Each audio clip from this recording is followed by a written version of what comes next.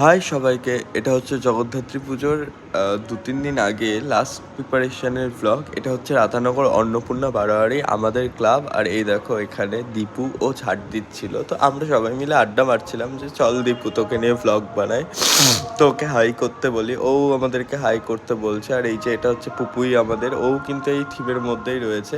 এবার আমি তোমাদেরকে এই থিমটা দেখাবো, বেশ ভালোই জগদ্ধাত্রী পুজো হয়। তো খুব কন্ট্রোভার্সি হচ্ছে, তো সবাই বলছে যে চন্দননগর ভালো পুজো হয় না কৃষ্ণনগরে, কিন্তু এটা মানতেই হবে, জগদ্ধাত্রী পুজোর কিন্তু শুরুটা কৃষ্ণনগর থেকেই হয়েছিল। রাজা কৃষ্ণচন্দ্র প্রথম জগদ্ধাত্রী পুজো করেছিল। তো যাই হোক, মা সব জায়গারই সমান, সবার মাই একই রকমের, কোনো আলাদা নেই, কোনো ভেদাভেদ নেই। ওইখানকার মাও আমার মা এবং এখানকার মাও ওদের মা, এটাতে কোনো ভেদ নেই, মার কাছে সবাই সমান। তো এই যে এটা হচ্ছে দুধসাগর ওয়াটারফলস, এই ঝর্ণাটা তৈরি হচ্ছে, এখান দিয়ে জল পড়বে। এরপরে আমি তোমাদেরকে একটা ক্লিপ অ্যাড করে দিচ্ছি যেখান দিয়ে জল পড়ছে, ঠিক আছে? আর এই হচ্ছে ওভারঅল প্যান্ডেলের ভিউটা। আর তোমরা যদি কেউ অন্নপূর্ণা বারোয়ারিতে আসতে চাও রাধানগর, তাহলে ওই যে টাওয়ারটা দেখলে তার একদম অপোজিটেই হচ্ছে রাধানগর অন্নপূর্ণা বারোয়ারি। আর এই দেখো জল পড়া শুরু হয়ে গেছে,